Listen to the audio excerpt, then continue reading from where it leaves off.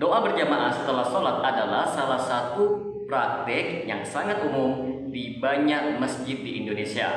Biasanya setelah sholat fardu, imam mengangkat tangan dan berdoa dengan suara yang keras. Lalu jamaah mengamini secara serempak. Tradisi ini sudah begitu melekat di tengah masyarakat karena mayoritas umat Islam di Indonesia mengikuti mazhab Syafi'i. Banyak yang menganggap bahwa doa berjamaah ini adalah bagian dari ajaran dalam mazhab Syafi'i.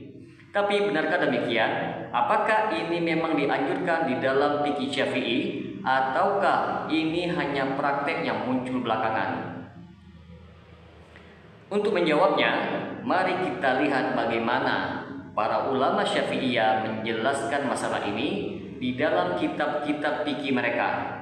Bagi teman-teman sekalian yang penasaran dengan kelanjutan dari pembahasan video kali ini, maka tonton terus video ini hingga selesai agar kita menemukan fakta yang sebenarnya.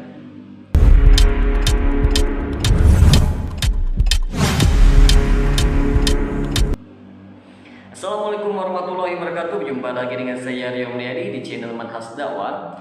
Pada episode kali ini kita akan membahas tentang doa berjamaah dalam pandangan mazhab Syafi'i. Teman-teman, apa itu doa berjamaah setelah sholat? Yang dimaksud doa berjamaah di sini adalah imam membaca doa dengan suara yang keras. Jamaah mengangkat tangan dan mengamini bersama-sama.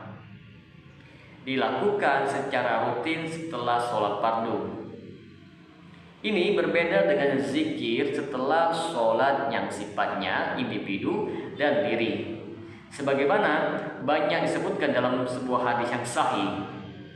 Dalam mazhab Syafi'i, berdoa adalah ibadah yang sangat dianjurkan. Bahkan dalam banyak kitab disebutkan bahwa waktu setelah sholat adalah waktu yang mustajab untuk berdoa. Al-Imam An-Nawawi rahimahullah berkata di dalam kitabnya Al-Azkar, beliau mengatakan disunahkan memperbanyak doa setelah sholat fardu karena waktu tersebut termasuk waktu-waktu mustajab.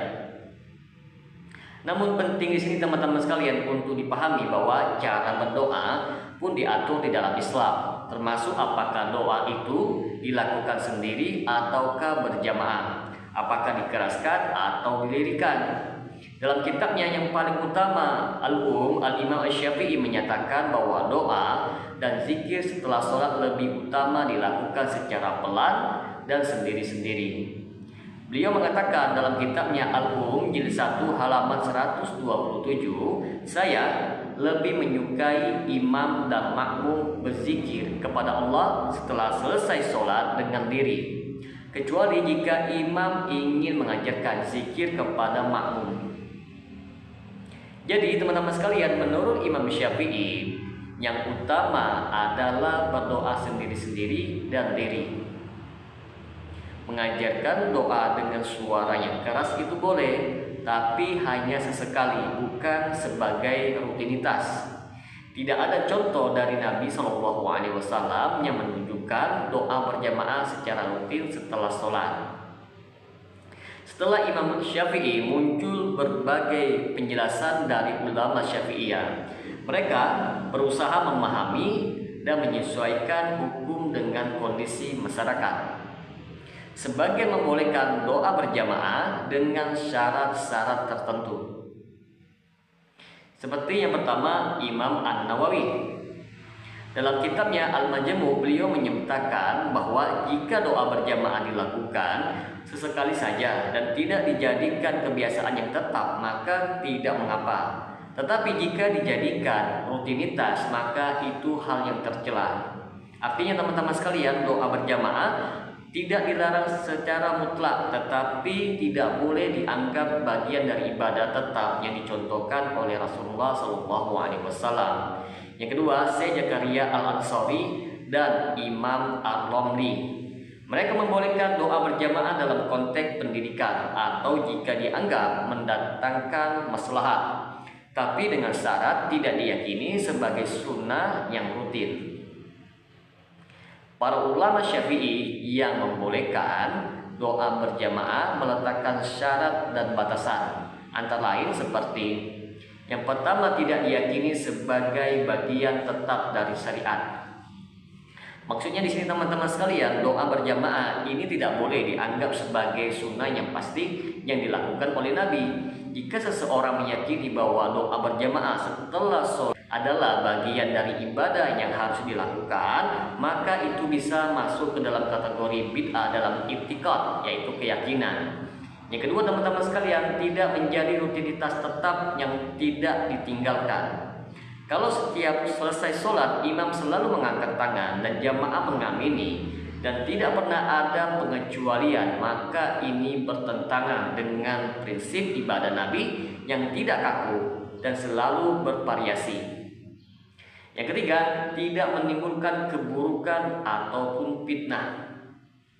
Kalau sampai menyebabkan pertengkaran, ria, merasa paling benar, atau membebani jamaah, maka lebih baik untuk ditinggalkan. Yang keempat, dilakukan dengan adab yang benar. Doa tetap harus sesuai dengan syariat, tidak berlebihan, tidak menggunakan lafaz yang bertentangan dengan akidah, dan tetap menjaga kekusukan. Di Indonesia, doa berjamaah setelah sholat sangat umum. Bahkan di banyak tempat, doa berjamaah ini menjadi bagian dari budaya pesantren dan masjid. Apakah hal ini salah? Maka kita jawab, itu tidak secara mutlak, namun perlu diluruskan. Doa berjamaah jangan diyakini sebagai kewajiban. Sesekali berdoa sendiri juga diajarkan agar tidak mengira berjamaah itu satu-satunya cara.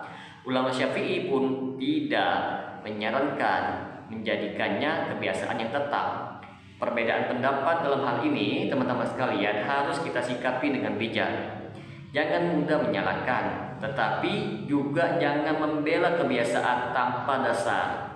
Prinsip dalam fikih adalah segala sesuatu yang tidak dicontohkan Rasulullah dalam ibadah, maka jangan dianggap sebagai ibadah yang tetap.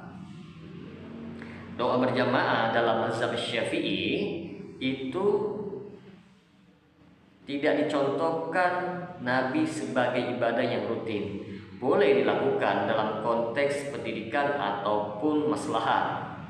Harus dijaga agar tidak melampaui batas dan jatuh ke dalam bid'ah. Maka dapat kita simpulkan di sini teman-teman sekalian, mazhab Syafi'i tidak menjadikan doa berjamaah setelah sholat sebagai sunnah.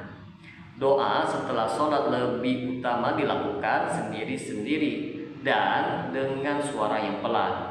Doa berjamaah boleh sesekali dengan syarat tidak diyakini sebagai bagian dari syariat yang tetap. Kita harus hati-hati teman-teman sekalian agar tidak terjebak kepada kebiasaan yang tidak berdasarkan dalil. Semoga dengan sedikit penjelasan ini dapat memberikan manfaat bagi teman-teman sekalian, dan apabila channel ini dapat memberikan manfaat bagi teman-teman sekalian, silahkan subscribe dan share. Semoga bermanfaat. Assalamualaikum warahmatullahi wabarakatuh.